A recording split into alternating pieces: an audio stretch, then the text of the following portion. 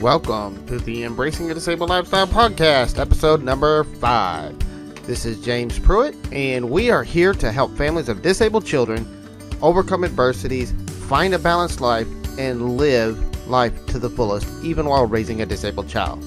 Remember, life doesn't end because your child is disabled. Now, here's your host, James and Jessica Pruitt.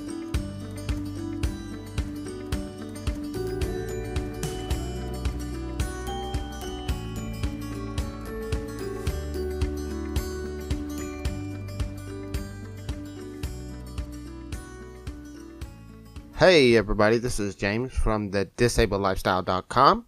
We just finished recording episode number 5 of the Embracing a Disabled Lifestyle podcast. You can find it at edlpodcast.com/005.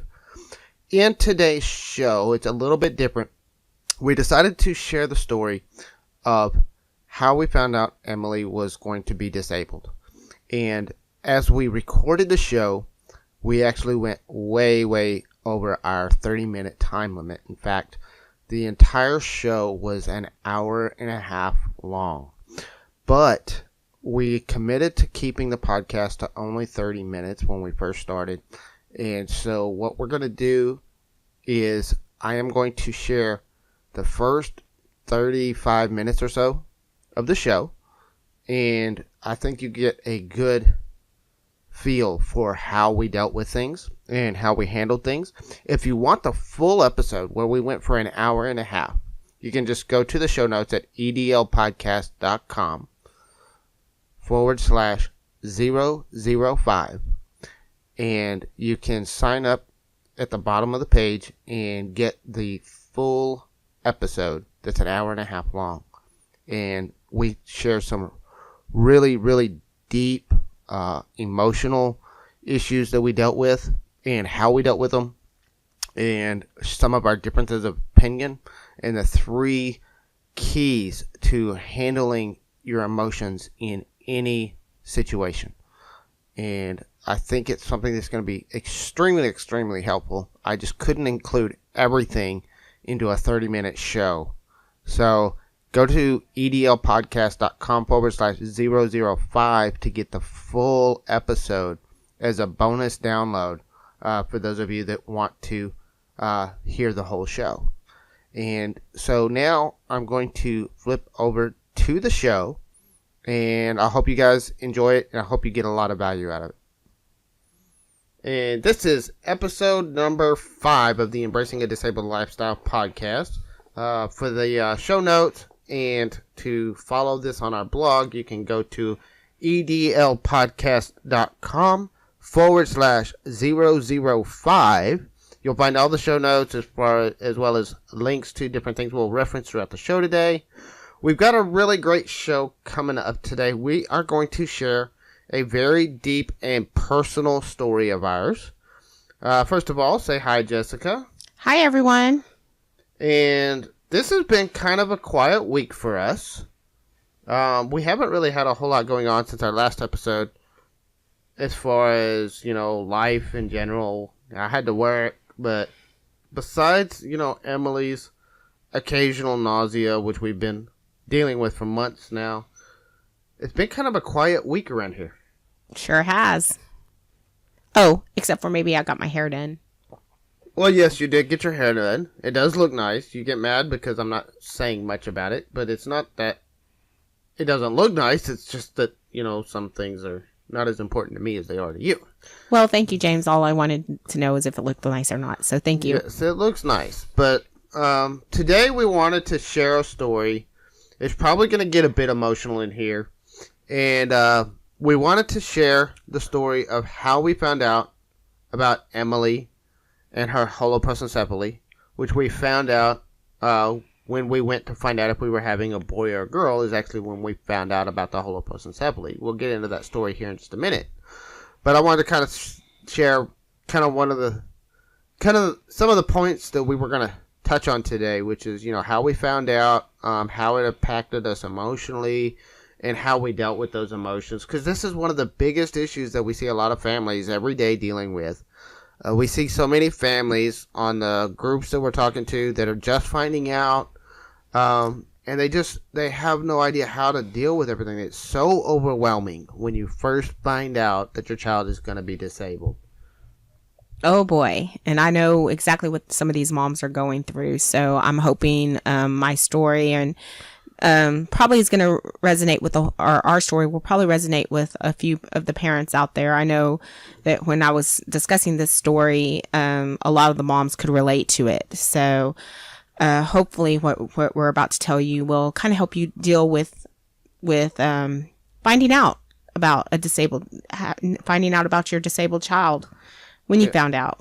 Yeah, I think it can relate to a bunch of the dads as well, but dads tend to be less in touch with their feelings than most dads. I mean, most guys are taught from childhood not to, be all emotional and all this stuff, which can be a good thing and it can be a bad thing. But it does create some differences in how we deal with things.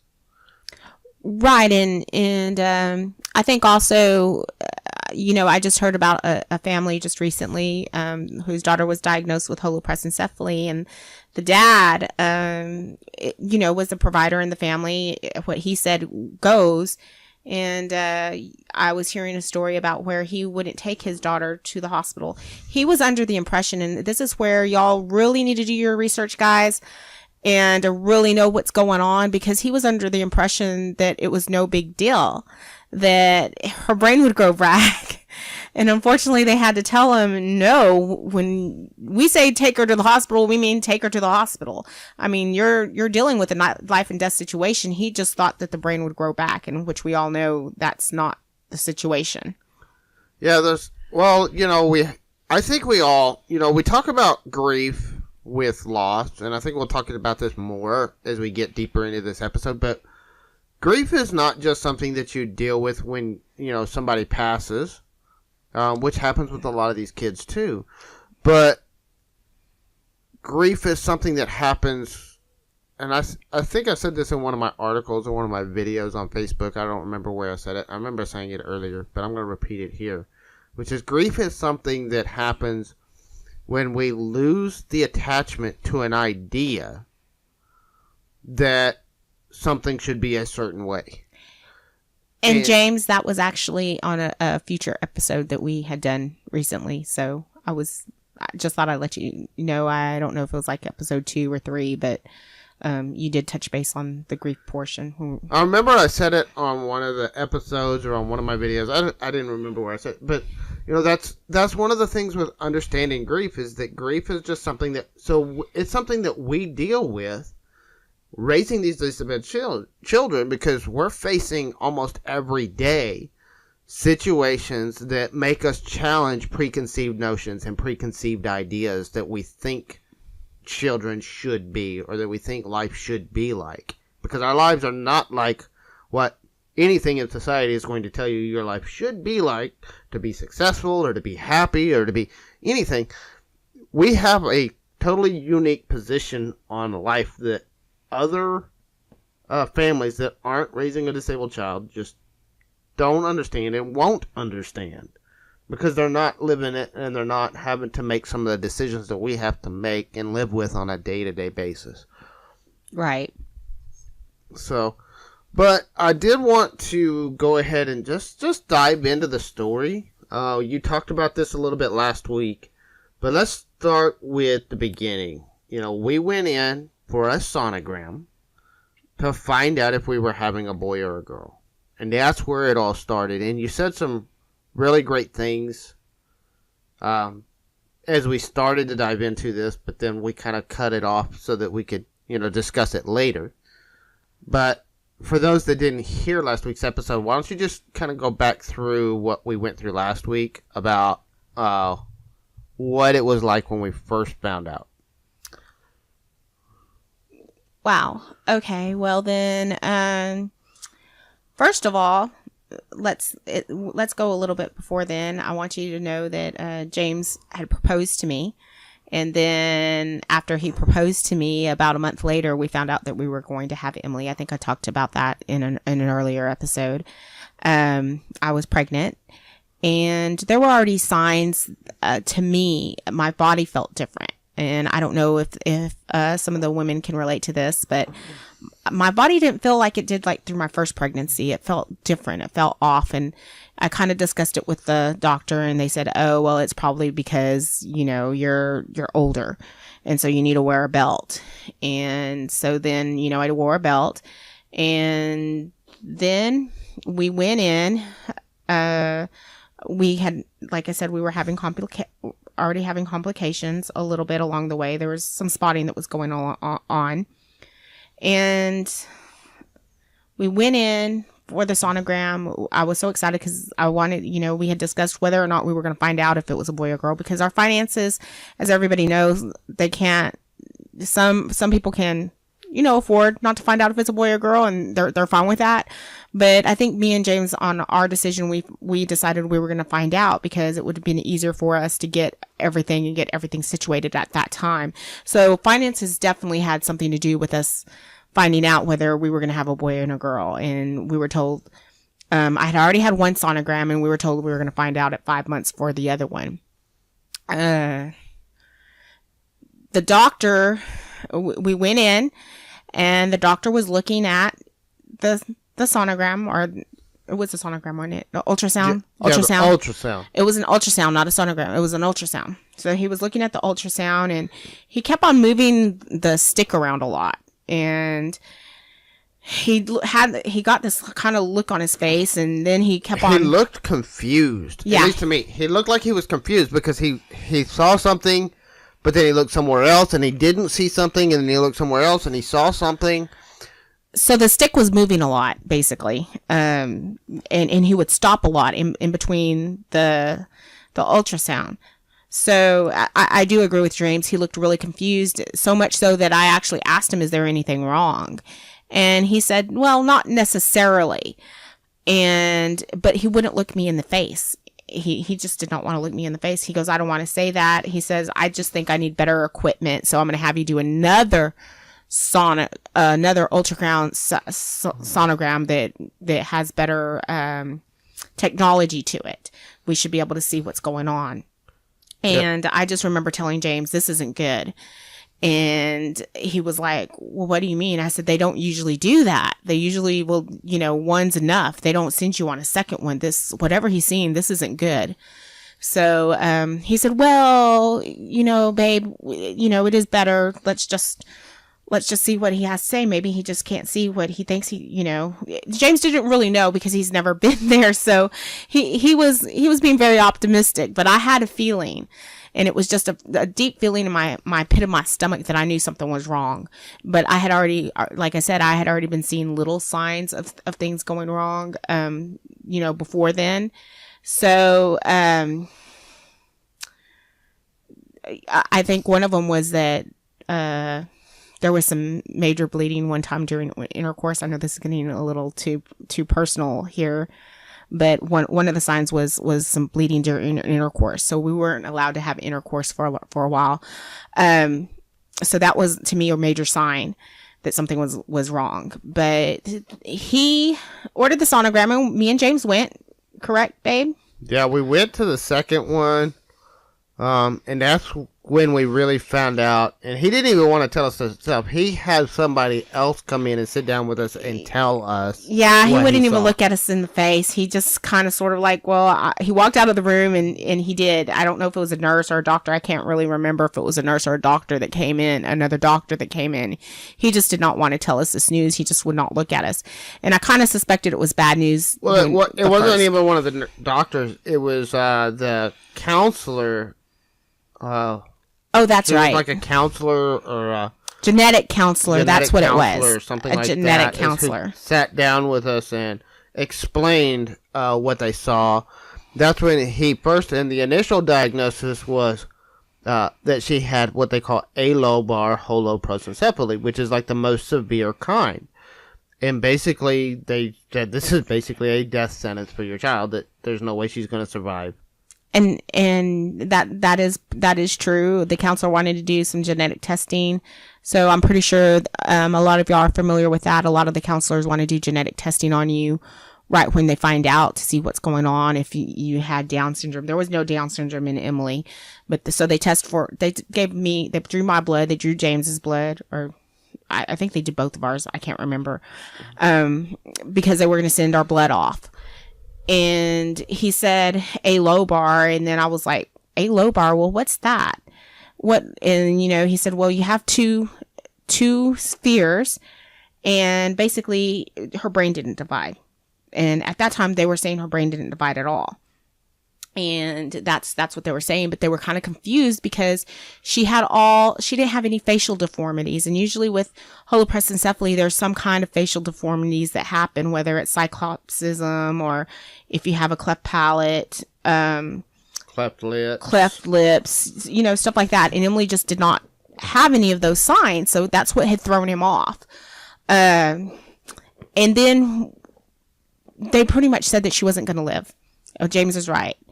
And I just remember thinking, I can't believe this. And so the first one out of the grief that you experience is denial. Denial. This isn't happening to me. No, this isn't happening to us. It was denial. I don't know if it was denial on James's end, but I know there was denial on my end. I just couldn't believe it. He had just told me that I was going to have a little girl that I really, really wanted. I was really excited. We did find out she was a girl. And at the same time, it was like James said, grieving for a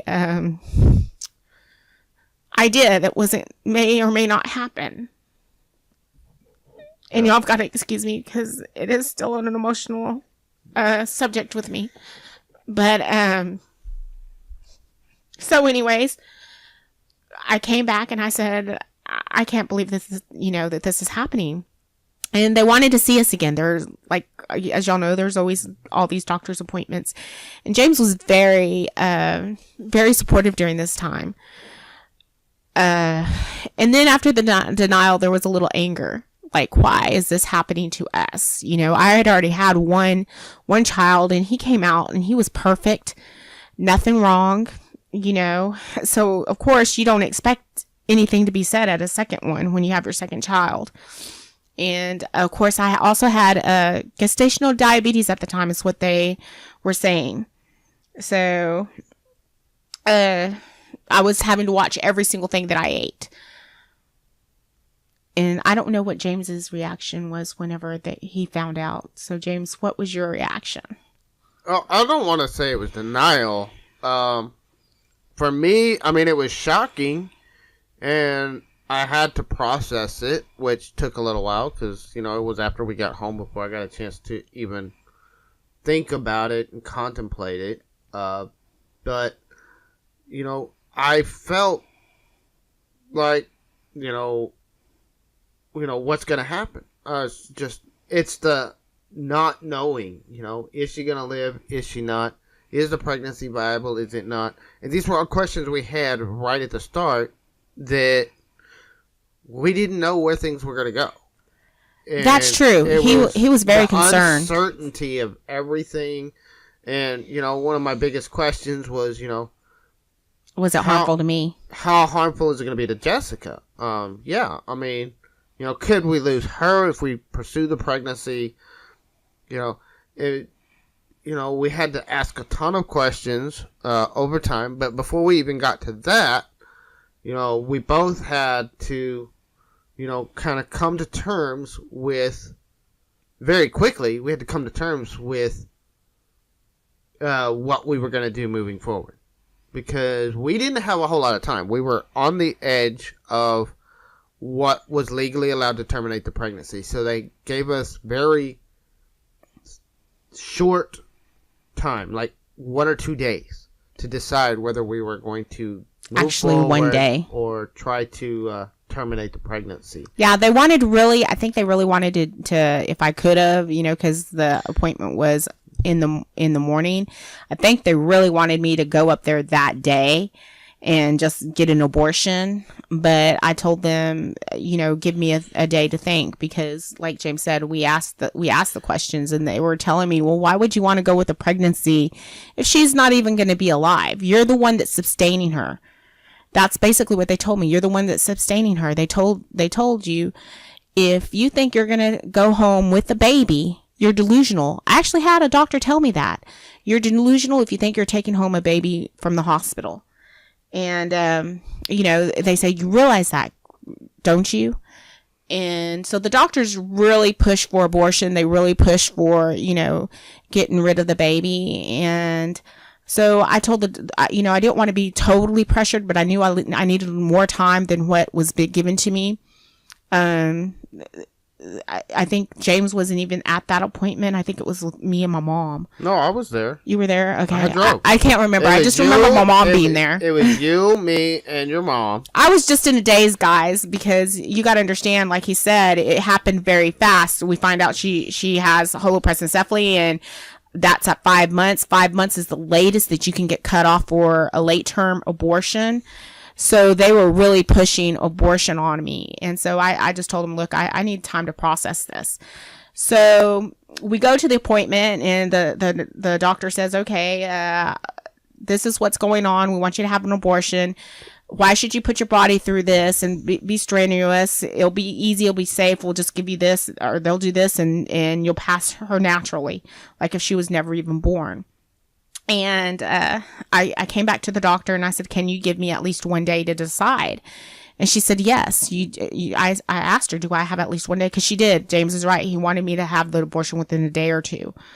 Really, I think he would have sent me off that, or she would have sent me off that day. But she also told me whatever I decided, they would back me up.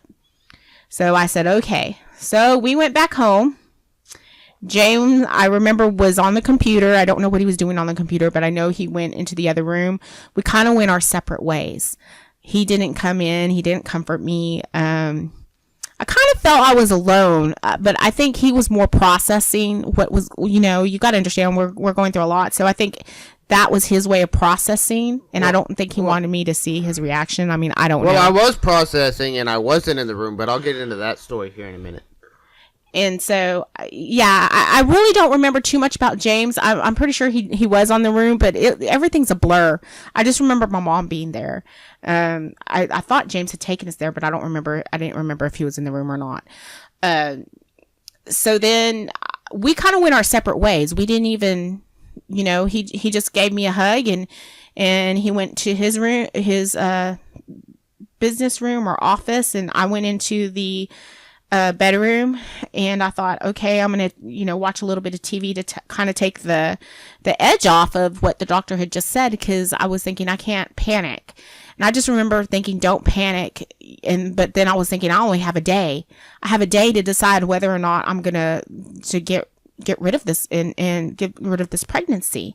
And I'm Catholic, so anybody who's Catholic and you know about the Catholic faith, y'all know that we do not believe in abortion. So having to come with that and being Catholic, it was very, very traumatic. I remember watching a little bit of TV, and then I remember there was some commercial with this mom and this child, or something came on with the mom, and so then I had to turn it off, had to turn the TV off because I got really emotional. And I just remember I was sitting in the bedroom crying my tears out. James wasn't there. Like I said, he was still processing what was going on. He kind of left me to myself. I think he thought I needed a little bit of space. Well, to be honest, I thought you were sleeping. No. You said you were going to go lay down. I was trying to be nice and give you some space so you could rest. Yeah. And I wouldn't keep you up, and then you'd get mad because I wasn't there. Well, I'm not exactly mad. I think I had probably intended to go to sleep. It's just I couldn't go to sleep. So he probably did. And I probably did drift off. I mean, during the cry or whatever, I may have drifted off for a little bit, because I do know it was a very draining day. The whole visit, I remember feeling kind of drained, and I do remember him. He's right. I do remember saying, I'm going to go take a nap, but I don't think I did. I think I went in there, watched a little bit of TV, and then that's when I started crying. And then I think after that I went to sleep. Now, when I woke up from my little nap that I had, James wasn't in there. And I thought, I'm just saying James wasn't in there, just, it's not anything on him or anything like that. It's just James wasn't in there, and I was in the room by myself, and I took that time to contemplate what I was going to do, what we were going to do. I know I was kind of frustrated because when I would ask James, well, should I have the abortion? The comment came back, well, it's your body. I just remember that just sticking out of my mind. It's your body. You can do whatever you want to do. And I just couldn't believe that he was telling me this. Well, what do you mean it's my body? It's your child too. You have a decision in this. And dads, I don't know if you felt kind of like he did, where you don't feel like you have a decision, but I want you to know you sure do. You personally, if you make a baby with somebody else, you should have the right to have some kind of a part of a decision whether or not y'all are going to have a abortion or not. It took two of y'all. I didn't take one. It took two of you. Okay? So, well, I agree to a point. I understand what you're saying, that the father should have some say in it, but this is something I learned, in a decision that I made in my own life years before, which is that I, as a man, have no right to tell a woman what she can or cannot do with a body, whether it's have an abortion or have the child. I told you I would support you whichever way you want to go, but I'm not going to sit here and tell you you have to try to keep this child, because it's your body, it's not mine. Yes, I will be there with you and I will do whatever I can, but it's your body. I can't tell you you have to try to have this child. Even if you don't want to, I'm going to force you to have this child, because there's some dads, there's some guys out there that would take that route. They would try to force you to do it because that's what they want. And for me, it's not about what I want. It was not about what, I felt was right. It was about, this is your body. This is something and going I on understand inside that. your body. You're right. And You're I totally don't right have about the that. right to tell you what to do with your body. You're totally right about that. But if you're like a woman, and most women are like me, and I ask you, what are your feelings toward this? You either say yes or no. Do you want to keep this? I kind of felt, I'll be honest with you, I kind of felt alone at that split second, because I felt like I was having to make the decision on my own, whether or not we were going to keep our daughter. I would have liked his input. And that's basically what I was trying to say. Like, but the point is, I didn't want you to force me to. I knew it was going to come down to whether or not, but I would have liked your opinion on, what do you think? But I did give you my opinion. It just, I told you. It was my decision. No, that's not all I said, though. And that's the thing, is you only heard part of what I said. Like, that happens a lot. You heard the part that fits what you're saying. But I said, I feel like we should try, but it's your body. I'm not going to. Okay, yeah, he's right. I did not hear that. But to give myself credit one day to decide something like that, I was going through a lot. So, and I don't really, I knew, I'm not putting any blame on James, because I knew as a man, as a dad, as a first time dad, that he was having to process a lot. I mean, he really, really was. And I know he had to have felt a little devastation finding out about Emily, because you got to understand, she was the only girl. We were finding out she was a girl, and she was the only girl on both sides of the family. So I know he had to been very devastated. So even though I felt alone, I also knew that he was having to deal with a lot of stuff too. Being the first time dad, being, all this. So I'm not trying to put any blame, James, on you on that. I'm just telling you I felt a little bit alone, but at the same time I also knew that you were going through your own things on your end. And well, I was kind of going through, but see, this is something that's part of me is, you talked about how you're Catholic, and well, I'm not. Right. I am not religious. I am a very spiritual person. I have a spiritual belief, and I have a very close connection with my Creator. But I am not a religious person. So, when you went to lay down, where I actually went was not to my office. I grabbed my bundle, which is my prayer bundle, and I went outside. I was out in the backyard. And I sat down and I went into a deep prayer. I went into a deep meditation. And I said, what is going on? You know, what am I supposed to do here? What is the right choice to make? I don't, you know, one of the big things, and you know this from me, well, Jessica knows this from me. Yes, I do. Is, you know, I try to, especially with these big decisions, keep my ego out of it. You know, and we all have an ego, and it's a part of who we are, and it is, I think it plays an important role in our lives. But when I'm making these big decisions, I try to go to that place where I'm like, okay, this is something you have put before me to my Creator, and, you know, I'm not sure which direction is the right direction to take. And just trying to figure out, well, what that direction is. I had, this is something I have shared bits and pieces of. I have never told this story to anybody except for Jessica and maybe one or two other people. I had a very, very profound spiritual experience that night.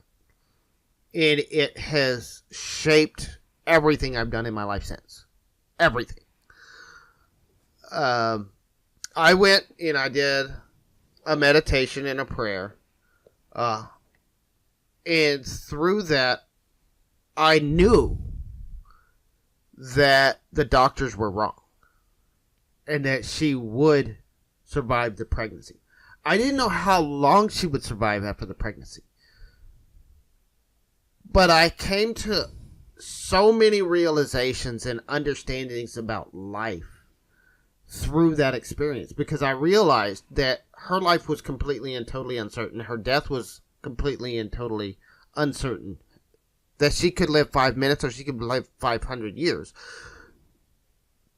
We just wouldn't know. But then I realized we all have that uncertainty.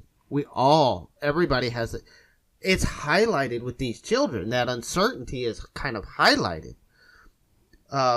But her death is certain to happen at some point, but we don't know when it's going to happen or how it's going to happen.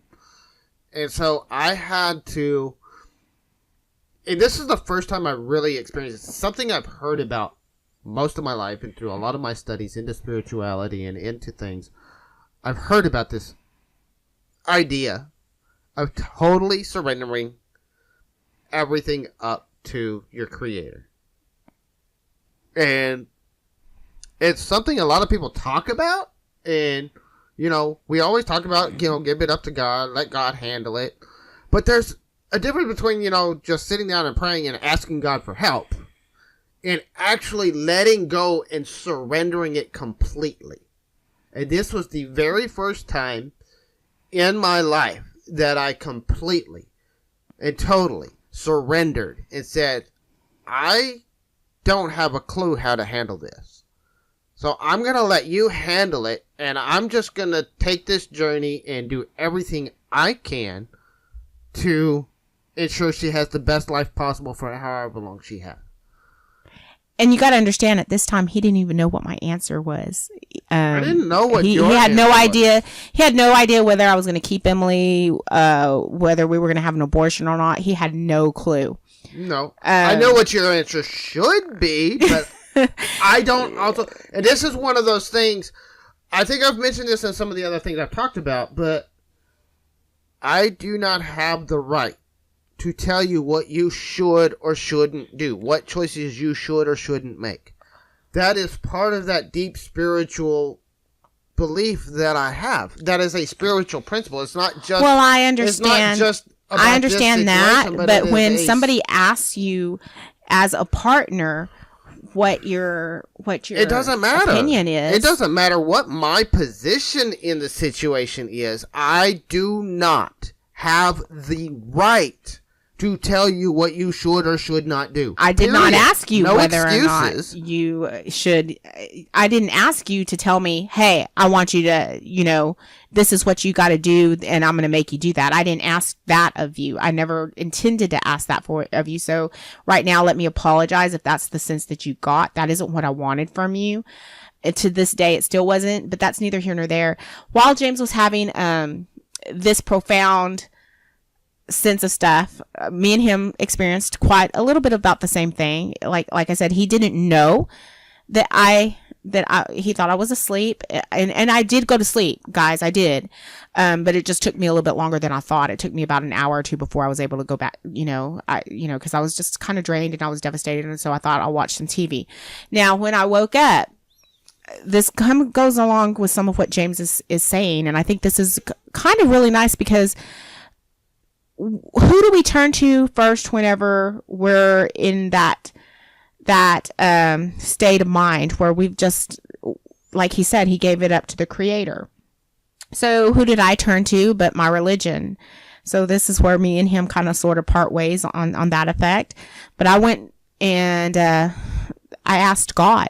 I prayed to the Lord, and I asked him, I said, Lord, what am I supposed to do? What, we were told this about Emily. Can you please give me a sign? Just please give me a sign on what I'm supposed to do. And I said, I think I'd be able to be more freer if I could have some kind of a sign, because at that time I just did not feel that, they were telling me that I was sustaining her, but I did not feel like I was sustaining her. And I didn't want to believe, I don't think I really truly believed that I was the one sustaining her, but that's basically what they were saying. So I told Lord, please give me some kind of sign. And I prayed up to him and had this little sign. I remember looking at it that my sister had given me that said, all things are possible with God. And I remember looking at it and sending up a prayer to him. And then she kicked me. Thank you so much for listening to our show today. This has just been a short snippet of the conversation that we had. Again, this whole episode took over an hour and a half. So if you want to get the full unedited episode, make sure you go to edlpodcast.com/005 and you will find the full unedited version of the show from today's episode.